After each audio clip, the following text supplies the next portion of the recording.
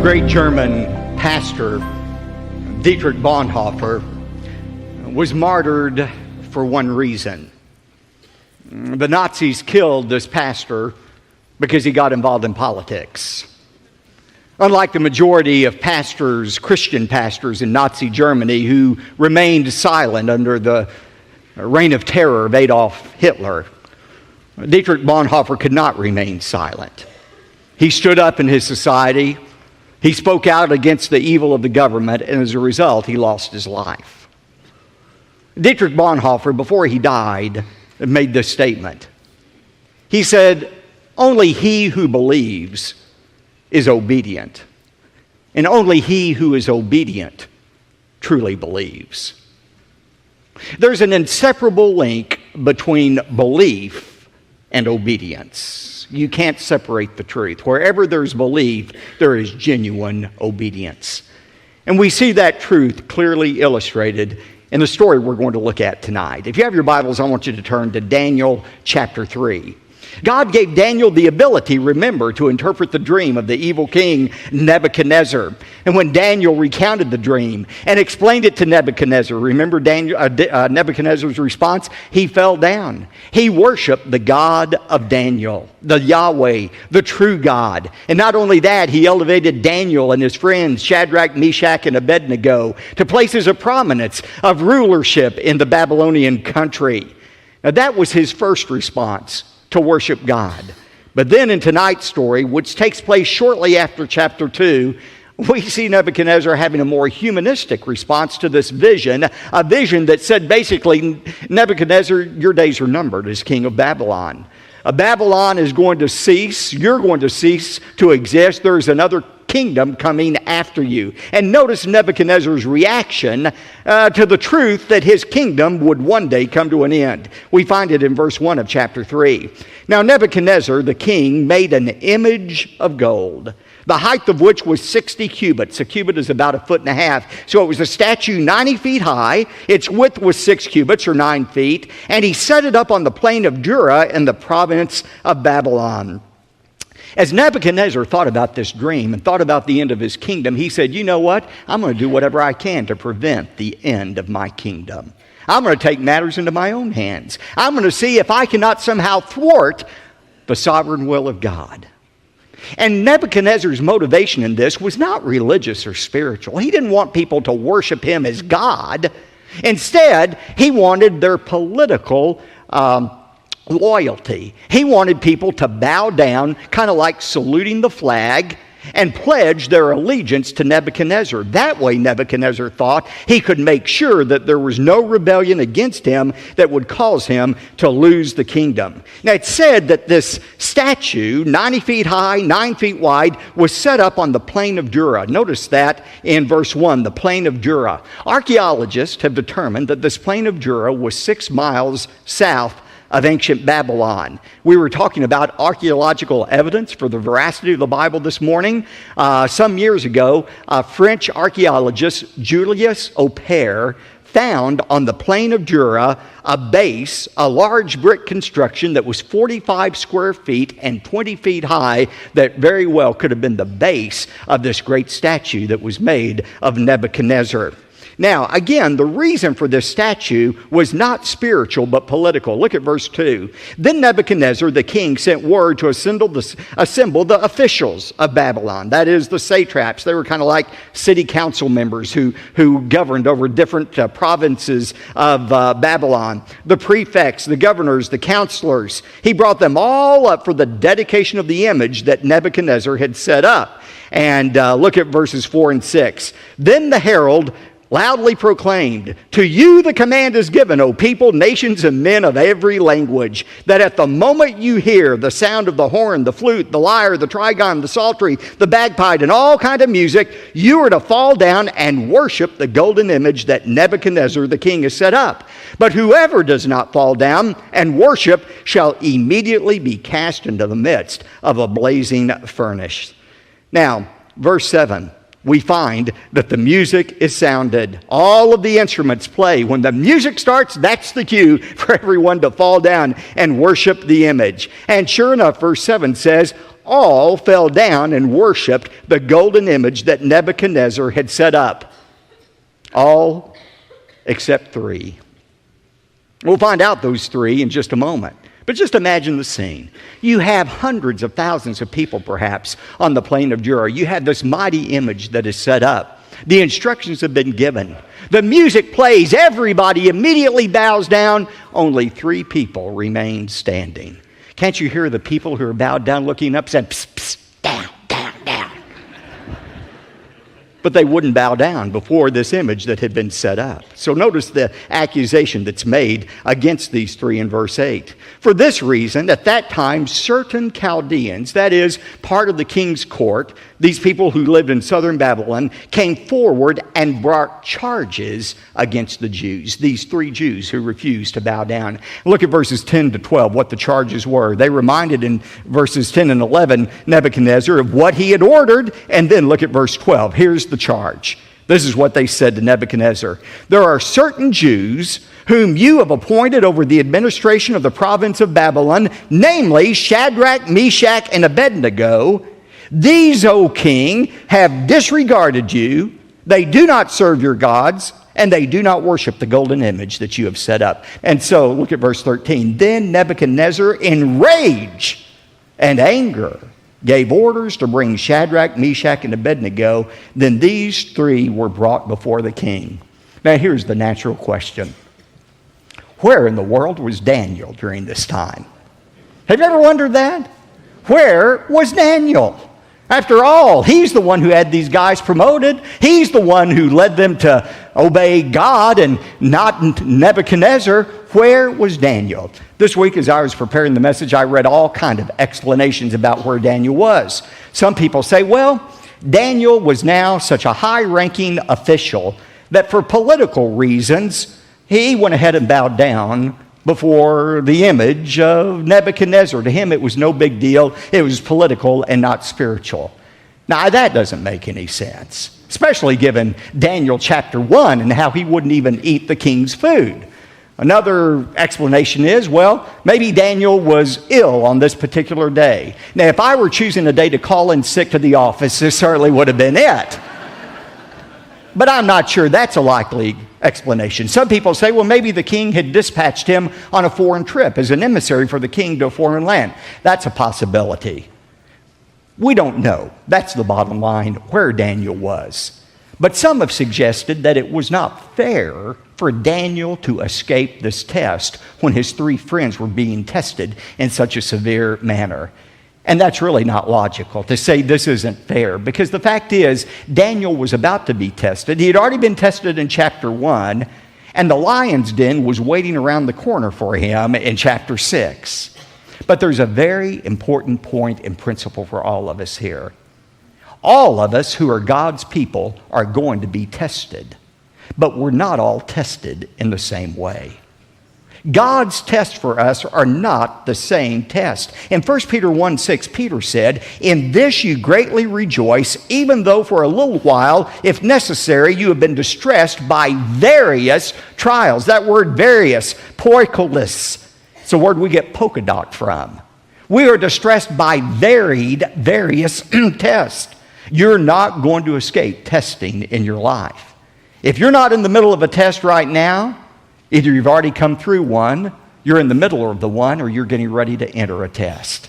But God's plan for all of His children is to be tested, not to destroy our faith, but to strengthen our faith. Now, notice verse 14.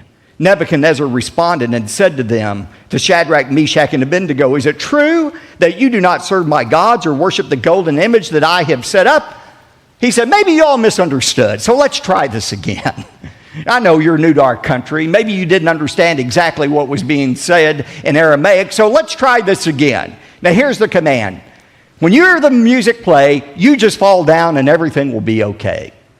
However, he says in verse 15, "But if you do not worship, You will be immediately cast in the midst of a furnace of blazing fire. And what God is there who can deliver you out of my hands?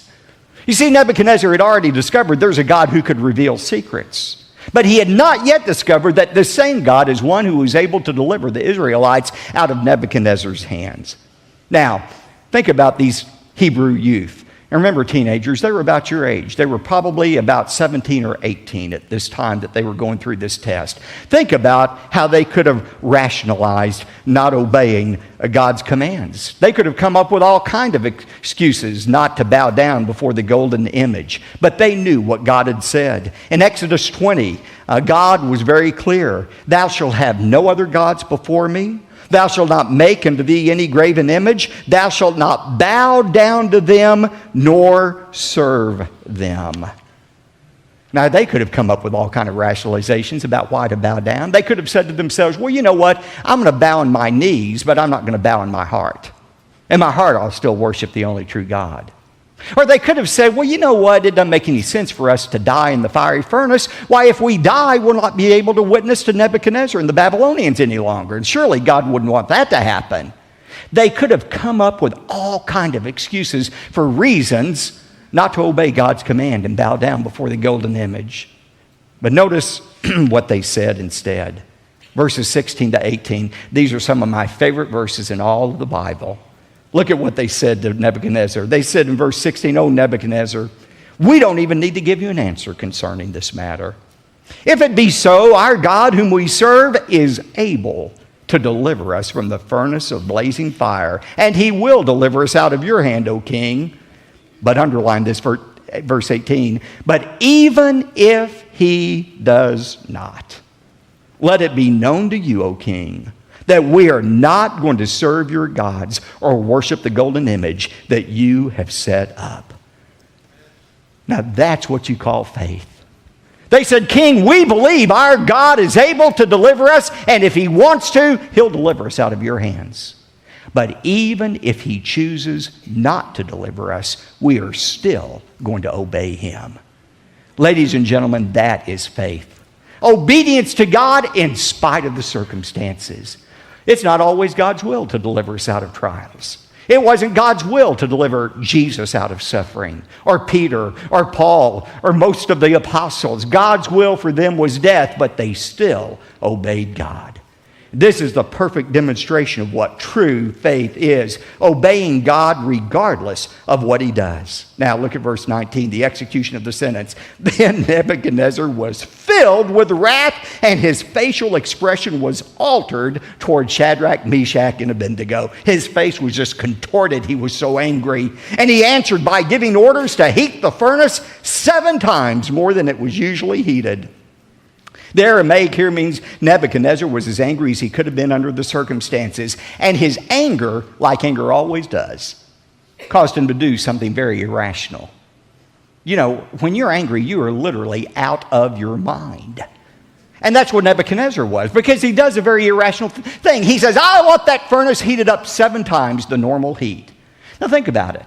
If he was really angry, as he was with these 3 men, he wouldn't want the temperature raised. He'd let it stay at the normal temperature so that they would suffer as long as possible in that furnace instead of being consumed immediately by it being 7 times hotter than it usually was. But Nebuchadnezzar wasn't rational. One commentator said Nebuchadnezzar's furnace was hot, but he himself got hotter. And when a man gets full of fury, he gets full of folly. Great words. Look at verse 21. "Then these 3 men were tied up in their trousers, their coats, their caps, and their other clothes, and they were cast in the midst of the furnace of blazing fire. For this reason, because of the king's command was urgent, and the furnace had been made extremely hot, the flame of the fire slew those men who carried up Shadrach, Meshach, and Abednego. But these 3 men, Shadrach, Meshach, and Abednego, fell into the midst of the furnace of blazing fire, still tied up." Now look at God's miraculous delivery in verse 24. "Then Nebuchadnezzar the king was astounded, and he stood up." Now apparently they had placed a chair for Nebuchadnezzar to sit in once the furnace door had been shut, and he was able to look in to see these 3 men. And when he looked into that blazing fire, he was so astounded by what he saw, he immediately stood up. And he said to his high officials, "Was it not 3 men we bound into the midst of the fire?" They replied to him, "Certainly, O king." Verse 25, he said, "Look, I see men loosed, 4 of them, walking about in the midst of the fire without harm, and the appearance of the 4th is like a son of the gods." 3 things amazed Nebuchadnezzar. First of all, these men who had been tied up were suddenly now free. Secondly, they were walking around without being consumed by the fire. But most importantly, there were no longer 3 men in there. There was a 4th man in there. And that 4th person they saw looked like a son of God. Who was that 4th person in there? I believe it was the angel of the Lord. Anytime in the Old Testament you read about the angel of the Lord, that is a reference to the Lord Jesus Christ. The incarnate, pre-incarnate appearance of Jesus Christ. That 4th person looked like a god to them. Verse 26, then Nebuchadnezzar came near to the door of the furnace, and he responded and said, "Shadrach, Meshach, Abednego, come out, you servants of the Most High God, and come here." And then Shadrach, Meshach, and Abednego came out in the midst of the fire. He wanted them out of the furnace. He called them servants of the Most High God. And look at verse 27. All of the officials gathered around and saw in regard to these men that the fire had no effect on their bodies. Not even a hair of their head had been singed, nor were their trousers damaged, nor had the smell of fire even come upon them. They didn't even reek of smoke after being in that furnace. In verse 28, look at Nebuchadnezzar's response. He said, "Blessed be the God of Shadrach, Meshach, and Abednego, who has sent his angel and delivered his servants who put their trust in him, violating the king's command. And he yielded up their bodies so that not to serve or worship any god except their own God." Now, as we'll see in a moment, this was not, and we'll see this more next time, this was not a conversion experience for Nebuchadnezzar. That would come in chapter 4. Nevertheless, there was still a command here that was given in verse 29. Nebuchadnezzar says, "Therefore I make a decree that any people, nation, or tongue that speaks anything offensive about the God of Shadrach, Meshach, and Abednego shall be torn limb from limb, and their houses reduced to rubbish heap, inasmuch as there is no other God who is able to deliver in this way." Now notice, Nebuchadnezzar did not denounce all other gods. He simply recognized that the God of these 3 Hebrew youth was a legitimate God. And in fact, he was a superior God to any other God he knew of, because this was a God that was able to deliver these Hebrews out of Nebuchadnezzar's hands. Now, as impressive as a comment that is, God is not impressed by it.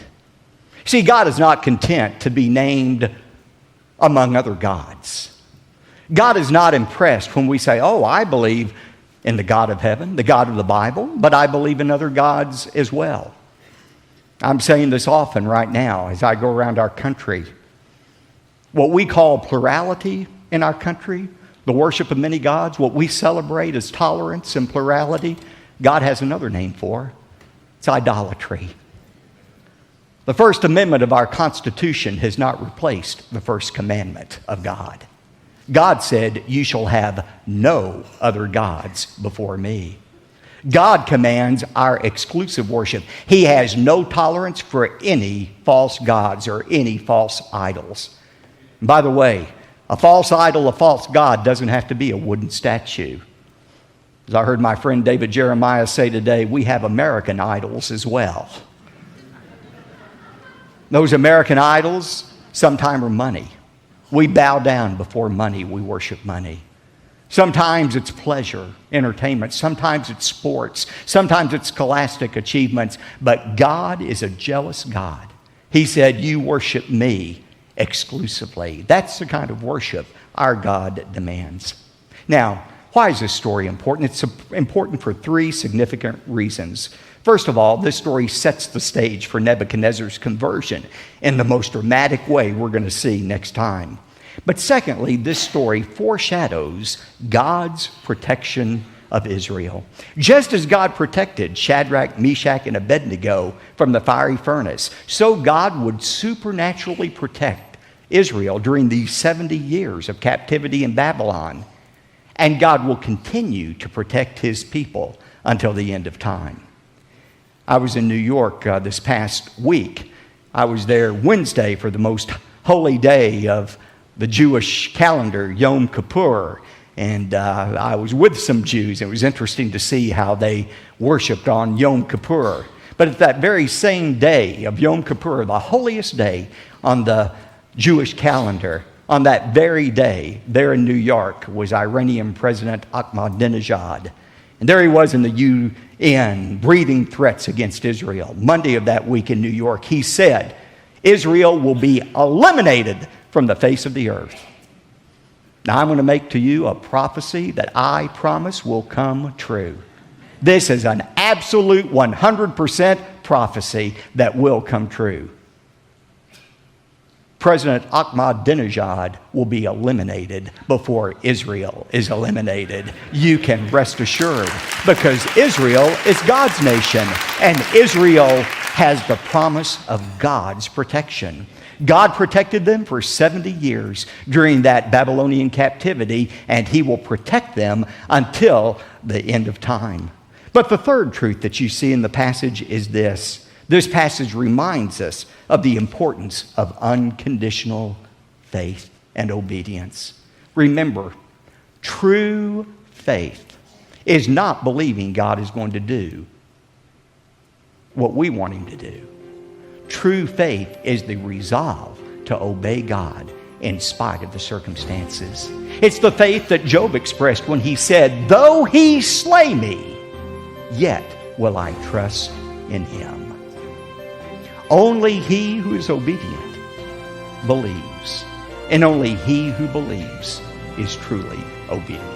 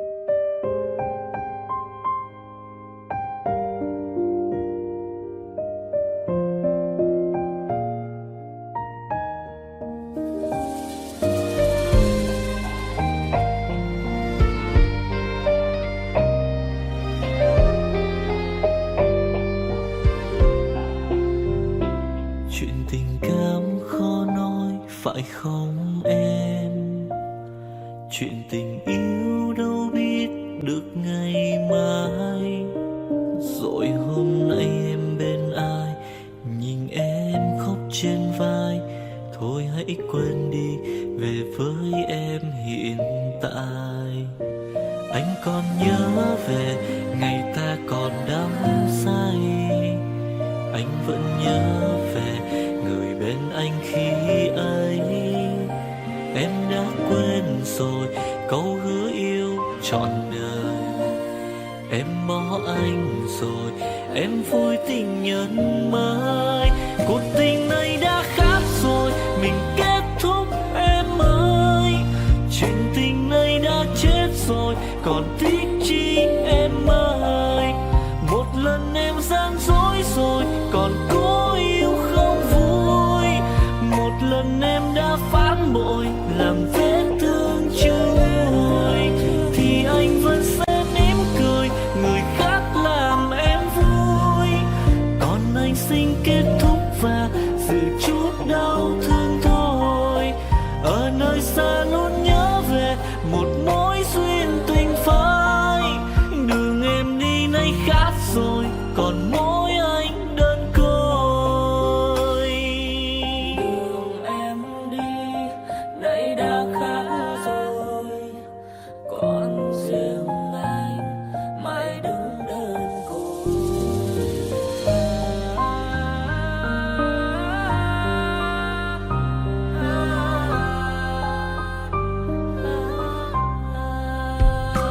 Anh còn nhớ về ngày ta còn đắm say. Anh vẫn nhớ về người bên anh khi ấy. Em đã quên rồi câu hứa yêu trọn đời. Em bỏ anh rồi, em vui tình nhân mới. Cuộc tình này đã khác rồi, mình kết thúc em ơi. Chuyện tình này đã chết rồi, còn tiếc chi em ơi. Một lần em gian dối rồi, còn cố yêu không vui. Một lần em đã phản bội, làm vết thương chưa nguôi. Thì anh vẫn sẽ mỉm cười, người khác làm em vui. Còn anh xin kết thúc và giữ chút đau thương thôi. Ở nơi xa luôn nhớ về một mối duyên tình phai. Đường em đi nay khác rồi, còn mỗi anh đơn côi. Cuộc tình này đã khác rồi, mình kết thúc em ơi. Chuyện tình này đã chết rồi, còn tiếc chi em ơi. Một lần em gian dối rồi, còn cố yêu đâu vui. Một lần em đã phản bội, làm vết thương chưa nguôi. Thì anh vẫn sẽ mỉm cười, người khác làm em vui. Còn anh xin kết thúc và giữ chút đau thương thôi. Ở nơi xa luôn nhớ về một mối duyên tình phai. Đường em đi nay khác rồi, còn mỗi anh đơn côi. Ở nơi xa luôn nhớ về một mối duyên tình phai. Đường em đi nay khác rồi, còn mỗi xin anh thôi.